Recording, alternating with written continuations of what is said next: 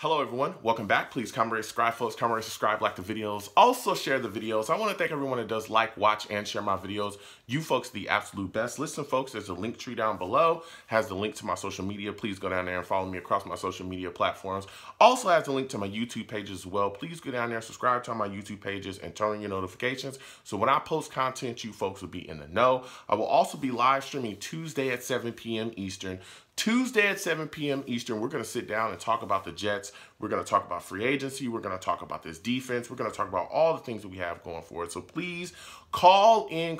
I love speaking to everybody and trading opinions about this football team. So with that said and done and put to the side, I'm going to talk to you folks today about the New York Jets running back situation. Now listen. You look at this situation currently. I'm going to talk about the backs that we have just on the roster currently.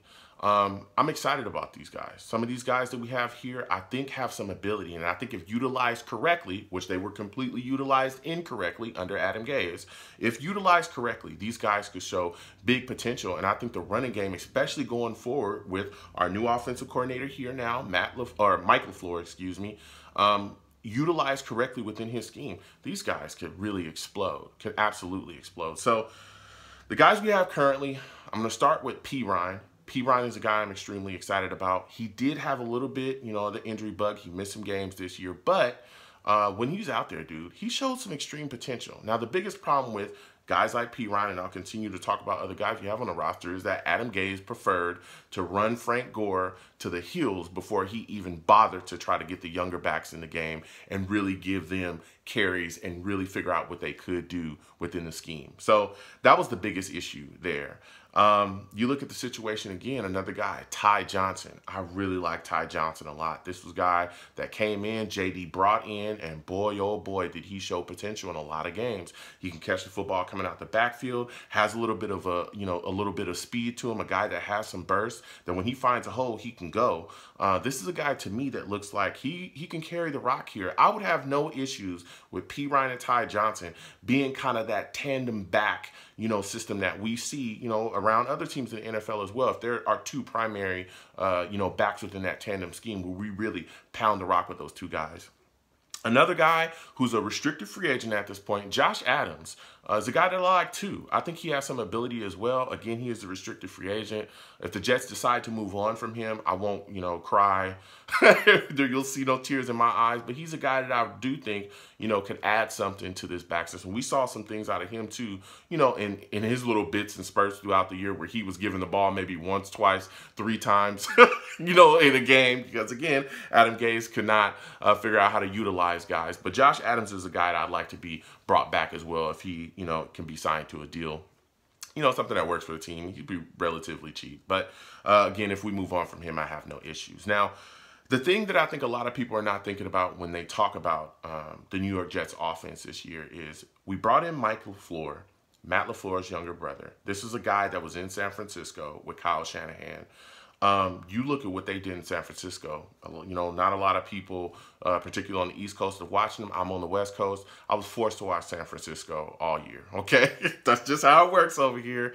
Let me tell you something. This San Francisco 49ers team ran the ball insanely. They were the top rushing offense in the league. And the thing that really impressed me when I watched them run the football was that they didn't have a lead back. They didn't have an outstanding #1 guy. They didn't have an Alvin Kamara or a Cook or, any of these backs around, a Derrick Henry or something like that. They don't have that there. They had a trio of backs, and they also dealt with injuries as well, but they had a trio of backs that were just able to get things done. McKinnon, Mozart, hell, their leading rusher was Jeff Wilson Jr. That guy's an undrafted free agent.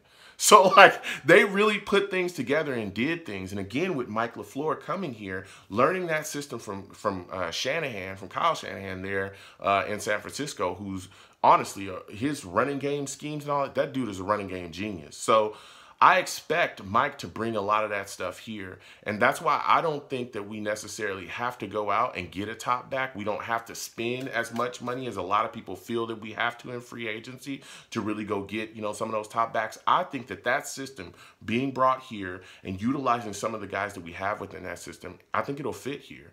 Because again, I think those schemes, I think a lot of the things that they did in San Francisco offensively are a lot of the things that we're going to see here. And let me tell you, again, they were brutal. That running game in San Francisco is brutal, okay? They blow you up and they get ghosts. So, I expect to see a lot of that here. And so when I look at this situation, again, if we're just talking about Ty Johnson and P. Ryan, I look at the free agency list and I say to myself, hey, there's some guys out there that I think could add a little bit of pop here.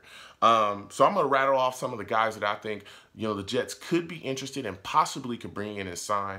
Tevin Coleman is a guy that I think is on the top of the list. He's pretty familiar with the system. This is a guy we saw a little bit out of. I think he's got a little bit left in the tank, and he'll be able to help out, again, with P. Ryan and Ty Johnson within that system. Matt Breida, again, a guy that's familiar with the system. Mike Davis with the Panthers. I think he can come in here and do some things. Jerick McKinnon, again, a guy that's familiar with the system, that ran it, out there, with the 49ers. Jamal Williams is another name as well. I know some Jets fans are hyped on him. I think he's a guy, a bigger back, a stockier back, but he's a guy that can come in and really put in some work. So I'd like to see him brought in.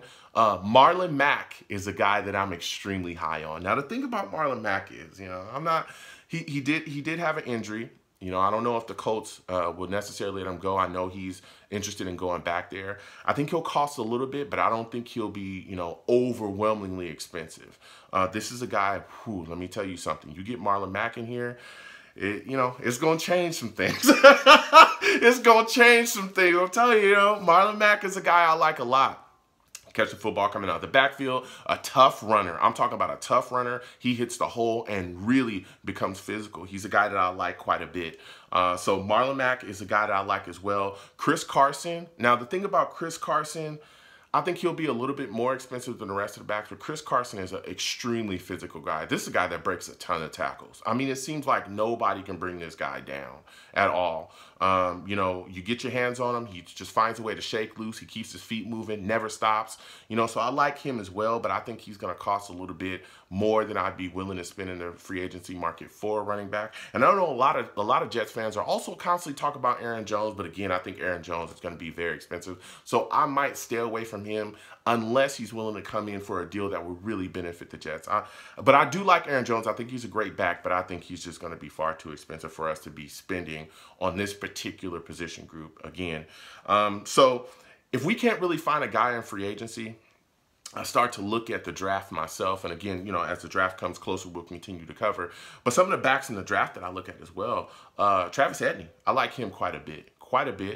This is a guy that I think can come in. He has real ability, a guy that I'm really interested in. And also Najee Harris.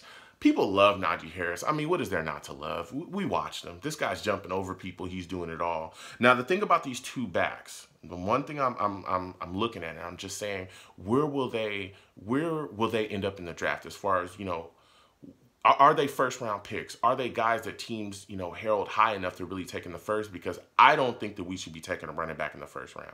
I think for us, we should be looking at running back possibly second, third round is when we should really strike and take those guys. So if either of those guys are around in the second round, I'm taking them. I know there's a lot of fans that look at Najee Harris and they're saying, hey, the Jets are there at 23. That's that second first-round pick that we got. We should take him then. And even though, again, I love Najee, I just don't want to take him at 23. I don't, because I think we have so many other needs with our offensive line having issues, some of the issues that we have at wideout as well. I think we could use that pick to address those needs. So please comment down below. Let me know what you folks think. How do you feel about the Jets running back situation? What are your thoughts about some of the free agents I brought up? Would you take Najee Harris at 23? That's a big question. So comment down below. I love going back and forth with you folks. You folks have a good one. Peace.